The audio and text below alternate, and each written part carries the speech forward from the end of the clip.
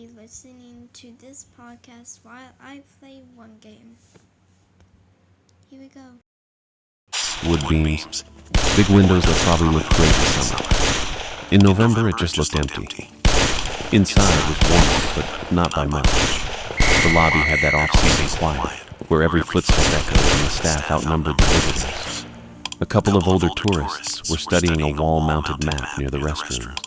A guy in a ranger uniform was restocking brochures at the info desk. He glanced up when I walked in, then went back to his stack. I headed for the administrative hallway.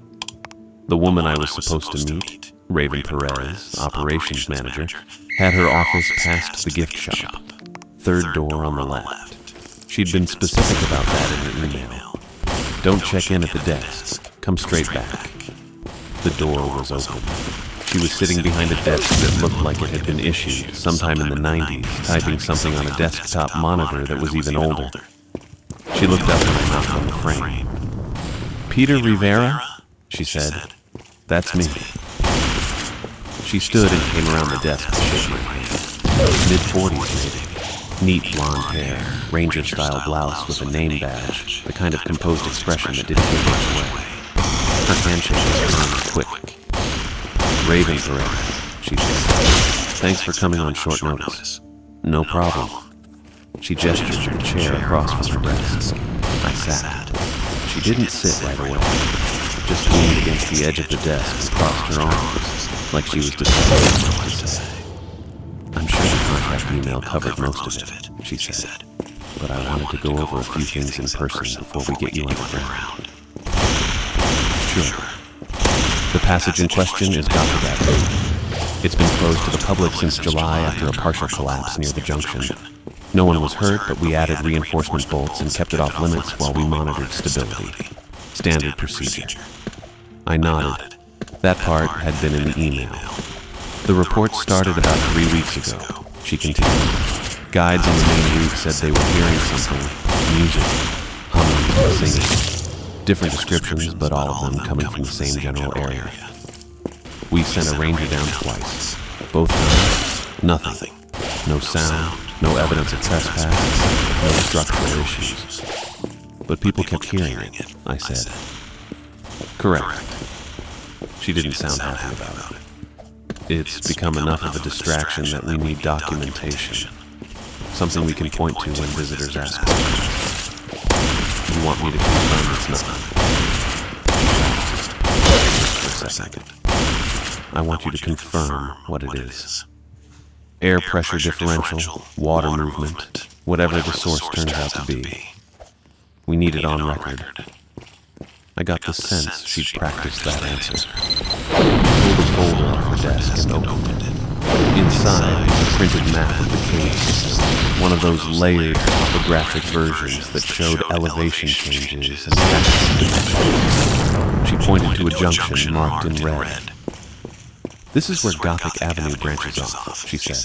"You'll follow the main tour route to this point, then proceed into the restricted section. I'm assigning a ranger to accompany you, Leon Williams. He'll carry spare batteries, help with your equipment, and document the inspection. I usually work alone." "Park policy," she said. Her tone didn't leave room for argument. No one goes into a closed passage without a second person present, especially contract. I didn't love it, but I wasn't going to fight her on it. "Fine."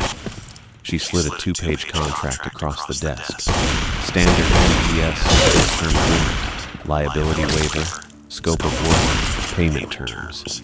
I skimmed it, signed the bottom, and slid it back. "Leon's waiting for you at the entrance," she said. "He'll have keys for the gates and a radio. If you need anything, call back to the desk. We'll have someone monitoring." Got her. She walked into the door, and I got the feeling she was already thinking about something else. Whatever this was, she wanted it handled quietly. The cave entrance was a 10-minute walk from the visitor center, down a paved path that switched back through the trees. There were signs every 50 feet reminding people to stay on the trail, watch their step, keep their voices down. By the time I reached the bottom, the temperature had dropped another few degrees. The entrance itself was a wide mouth in the limestone hillside, fitted with a steel gate and a wooden shelter that kept rain off the threshold. A guy in a ranger uniform was waiting just inside the gate. Early 20s, slim build, sandy hair under a helmet with a mounted light. He straightened up when he saw me. "Peter Rivera?" he said. "Yeah." "Leon Williams." He stuck out his hand. I shook it. His grip was a little too eager. "I'll be shadowing you today. Raven said you're checking out Gothic Avenue?" "That's the plan." He grinned. "Man, I've been wanting to get back there. It's been locked down since July. You hear about the scene? It's wild. I mean, I haven't heard it myself, but Jake, one of the volunteer guys, he said it sounded like someone humming a hymn. Super clear. He tried to get closer, but Raven shut that down fast. I pulled my headlamp out of my pack and fitted it over my helmet. "Let's see what's actually there." Leon nodded and unlocked the gate. It swung open with a metallic scrape that echoed into the passage beyond. The first section of the cave was easy, wide, paved, lit by overhead fixtures that clicked on as we passed motion sensors. This was the public route, the part where families and school groups got their first look at Flowstone and talked too loud because they were nervous about the dark. I started the way I always do, methodical, gates first. I checked each one we passed, making sure the bolts were seated and the hinges weren't rusted through. Leon stayed close, carrying a spare pack with batteries, a backup air monitor, and a digital camera Raven had probably told him to use. "You do a lot of cave inspections?" he asked. "Enough. This your first time at Mammoth?" "Yeah." He launched into a rundown of the cave's history. Longest system in the world, over 400 miles map, used for tuberculosis treatment back in the 1800s. I let him talk. It kept him occupied, and I didn't need the distraction. I pulled out my handheld air monitor and checked the readout. Oxygen at 20.6%, carbon dioxide at 0.5. Normal.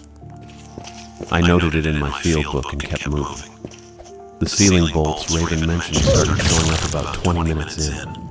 Fresh steel, drilled into the limestone at regular intervals to stabilize a section where the rock had shifted. I ran my light over each one, checking for cracks in the stone around the anchors. Everything looked solid. No flaking, no moisture pooling into it. Whoever installed them knew it. Leon took photos of each cluster. He was thorough, giving it. "You ever find anything actually dangerous?" he asked. "Sometimes." "Like what?" "Bad air, loose rock. Once found a sinkhole that opened up under a boardwalk in Arkansas. That one was close." "Did anyone?" "We caught it during the procedure check." He nodded, but he looked a little disappointed, like he wanted the cave to be more than it was. We kept going. The passage narrowed and the pavement ended. The floor turned to packed dirt and broken stone, and the temperature dropped enough that I could feel it through my jacket. The overhead light stopped. We were on headlamps now. Leon stayed right behind me, close enough that his light kept crossing mine. "You doing anything?" Yeah, totally. Just, it gets quiet. It did. The only sounds were our footsteps and the occasional drip of water somewhere off to the right. I checked the map Raven had given me. The junction to Gothic Avenue was maybe 100 yards ahead. That's when I heard it. It started low. A hum, barely there, like the tail of a lamp. I stopped walking. Leon stopped behind. "You hear that?" he whispered. "Yeah." The hum shifted, rose in pitch. It wasn't random. It had a melody, slow, steady, wordless. Someone singing through their teeth, or maybe just their breath. It didn't echo the way sound usually does in a cave. It just hung there, coming from somewhere ahead. I moved forward, slower now. The junction came into view, a fork in the passage where the main route curved left, and a narrower tunnel split off to the right. A steel gate blocked the right-hand passage. Gothic Avenue. The sound was coming from behind it. I stopped at the gate and listened. The tune kept going. Same pitch, same rhythm. It didn't waver. "That's it," Leon said. His voice was tight. "That's what people have been hearing." I pulled out my phone and checked for signal. Nothing. Not that I expected any. "Could be air flow," he said. "Pressure differential between passages, wind hitting a gap in the rock." "Does it sound like wind to you?" It didn't, but I wasn't going to say that yet. I checked the gate. It was locked, but Leon had the key. He fumbled with it, hands shaking a little, and got it open. The gate swung inward. The sound didn't change. I stepped through. Leon followed. The passage was narrower than the main route, and the walls were rougher. No flowstone. Just raw limestone that looked like it had been scraped by water for a few thousand years. The air smelled damp, but not stale. I checked the monitor. Oxygen still good. The singing kept going. I tried to pin it. Dripping water, maybe. Hitting a resonant surface, but there was no drip. No wet spots on the floor. No moisture running down the walls. Just the sound, steady and clear. Leon pulled out his phone. "I'm going to record this." "Go ahead." He held it up, aimed at the passage ahead, and hit record. We both stood there, silent while the scene played. It went on for maybe 30 seconds, then faded. Not like it stopped, like it moved away. Leon lowered his phone and played back the recording. Static. Flat, white, empty static. He tried again. Same thing. I looked at him. He looked at me. "That's normal," he said. No, it wasn't. We surfaced around 3 in the afternoon. The visitor center felt too bright, too warm. I kept blinking even after I took my helmet off. Raven was at her desk when I knocked. She looked up from her computer and waved us in. Professional smile. Calm hands. Leon hung back near the door with his gear still on. "How'd it go?" she asked. I pulled out my field book and flipped to the notes I'd made. "Sounds real. Low hum, rises and falls, melody pattern. Heard it twice. First time at the junction, second time about 50 feet into Gothic Avenue. Did you locate a source?" No, it faded both times. Moved away from us, not just stopped. She nodded once and wrote something on a pad. "Air quality? Normal. 20.6 oxygen, CO2 under 0.5. No pooling, no draft strong enough to cause resonance. Structural concerns? Bolts are solid. No fresh cracks, no movement. The collapse zone's stable." Leon shifted his weight. We recorded it on my phone, twice. Both times just got static. Raven looked at it and back at me. "Equipment malfunction?"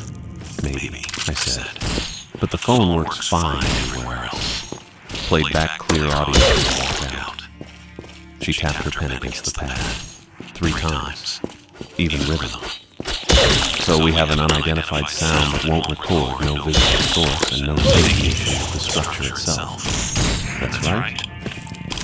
And it's recurring near the closed branch. Within 100 yards, yeah." She set the pen down and folded her hands. Too calm. Way too calm for something unexplained behind a locked gate in a restricted passage. I'd seen her react to a broken water line in a gift shop with more urgency than this. "I appreciate the thoroughness," she said. "What I'd like to do is document this as an acoustic anomaly complaint and keep the gate locked while we monitor. Winter staffing's tight right now. We're down 2 seasonal rangers and Jake's covering most of the volunteer shifts solo. I don't want to pull resources for something that might resolve on its own." Leon glanced at me. I kept my voice. "You want to leave it?" "I want to revisit it in January when we have better coverage. If guides keep reporting it, we escalate. If it stops, we saved everyone a lot of paperwork." She smiled again. Still professional. Too easy. Sound fair? It didn't, but I wasn't going to argue in front of Leon. "Sure," I said. "I'll write